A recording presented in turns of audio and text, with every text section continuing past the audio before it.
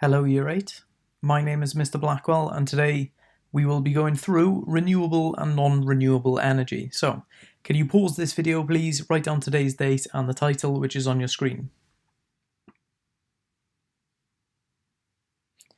Brilliant. So, today we will be learning about the differences between renewable and non-renewable energy. Most of you will be able to complete 2 mind maps or spider diagrams showing the different types of energy, and some of you will be able to complete the table with detailed notes about the advantages and disadvantages of different types of energy. So, first things first, let's have a look at the first task. First one is to find the definition for both of these. Can you pause this video?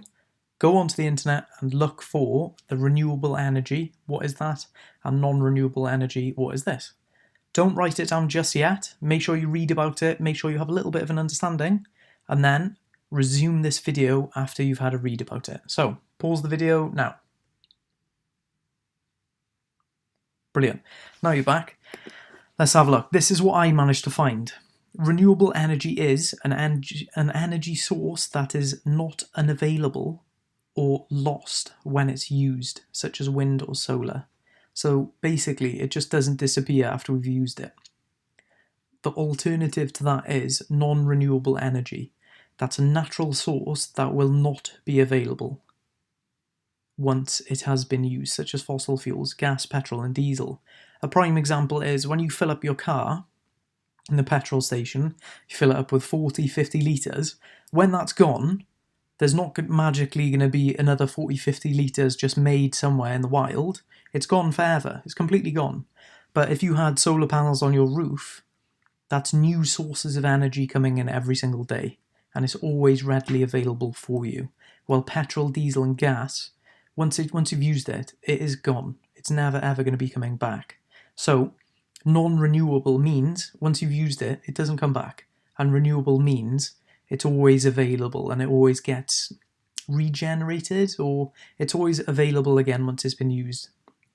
So, how about we have a look at a video? Underneath this video should be a 5-minute clip.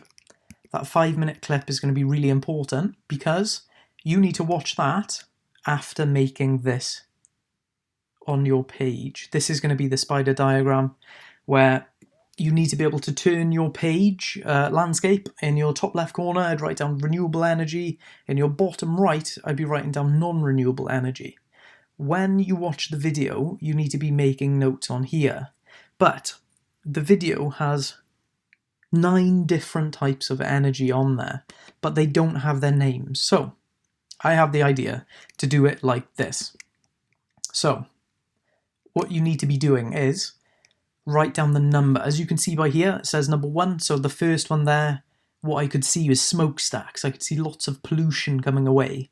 It said in the video, it burns oil and coal and gas. So I wrote them down. Those are keywords. That's what we've already been looking at. Lots of energy being produced. These are all details I managed to get from that video. But I don't know what it is. So I wrote down number 1 first. I could see number 2. I could see loads more information which I started writing down, but I didn't write down the name just yet. And for an example for renewable, I went to number 4, and I could see from what it was, it's available in coastal areas, there's no waste, and some people don't like the way they look. So, I'm not sure about what they are, but I can still take note. So, can you pause this video after making, in your top left, renewable, bottom right, non-renewable energy? It's up to you, make it as beautiful as you want, make it as colourful. You will be able to fill the page. So make sure you have a whole page, turn it sideways, and then watch the video, make notes. Use numbers, we'll be going over the numbers after. So pause this video, go watch that 5-minute, pause this video, go watch the 5-minute video, and make some notes, and then come back and resume this video when you're finished. Brilliant. So, it's a little bit confusing when we can't see the names, so we'll go through the names right now. So you can see there's plenty more to be able to do here. Drawings are encouraged. You can see down here, I saw this and I didn't know what it was, so I drew it down. Really simple, really easy. There's more stuff I'm able to draw as well, which will be here. So, as you can see, I've added to my drawing after I found out the names of these different energy sources. Number one was a coal power plant. You could see it. It was pouring smoke out into the atmosphere. It looked really, really obvious, and it was a bit of an eyesore. And in the horizon, you can see it miles away. That's why there's lots of pollution, smokestacks burning oil, coal, and gas. Nuclear. So I can underline here. I can add to it. I wrote it in red writing, so I know that it's non-renewable. This sign was actually the universal sign for atomic energy. So that's really good. Number 4 was wind power. I'm sure you've all seen that. There's plenty popping up around Swansea. And the other ones are over here. Coal power plants, nuclear, solar energy, so that's the sun. Wind turbines, that's what we can see around South Wales. Tidal energy and wave energy. These are really important, but they're both very expensive, aren't they? Hydroelectric power, HEP, which are dams. Geothermal, which is like geysers, which are in places like Iceland, where volcanoes are, or where it's very active for volcanoes. You can get these water pools, or pools of chemicals, that can be over 100 degrees. They can be extremely hot. Not somewhere where you'd want to go into, but you can get energy from that to be able to heat the houses. So instead of burning coal, you can use your natural environment to keep yourself warm and keep your family warm. Biomass is the breakdown of organic material to generate heat. So I'd say coal power plants are non-renewable. Nuclear is non-renewable. So once it's used, it's gone. Solar energy, number 3, would be renewable. Number 4, wind turbines, renewable. Number 5, tidal energy. Number 6, wave energy, are both going to be renewable because it's always available. Hydroelectric power and dams, they are renewable energy. They're quite expensive to build and they can be quite damaging to the environment when they are built, but it is renewable because the water cycle will always keep it going. Number 8, geothermal, again, renewable. And number 9, biomass, which is renewable. So plenty of things to be writing down and filling up your page. So fantastic. If you've added any artwork, any drawings, any doodles, fantastic, well done. So on to the next piece. Actually, if you want to pause this video, you can add more stuff to it. You can take your time, make it as beautiful as you want, fill up your page. There's plenty of information you can add to it. Or alternatively, go onto the internet and find some more information. So next, we're going to be going onto this table. So first thing you can see on this table is that the boxes are quite small and ideally you need to be writing quite a lot. So once again, I'd be turning your page sideways, making sure it's wider than it is tall, so landscape, making sure that you have enough space for this.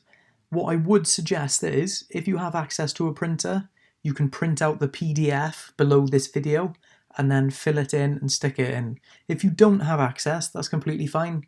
What you need is a pencil and a ruler and a little bit of patience to be able to make this table. Use a pencil in case you make mistakes, ideal. So, renewable and non-renewable.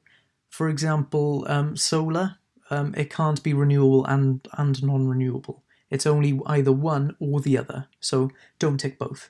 Advantages. As you can see for solar, I've written down low maintenance costs and more energy in the summer. Brilliant, fantastic. It's all completely true and they're relevant. There are disadvantages to that as well, because nothing is perfect, but I haven't filled out an entire column for you. I've staggered them so you can see different examples. Wind as a disadvantage, inconsistent wind patterns. So in South Wales we're quite lucky, it's nearly always windy, but in other places it isn't. So you can't generate electricity all the time. And some people think it ruins the countryside.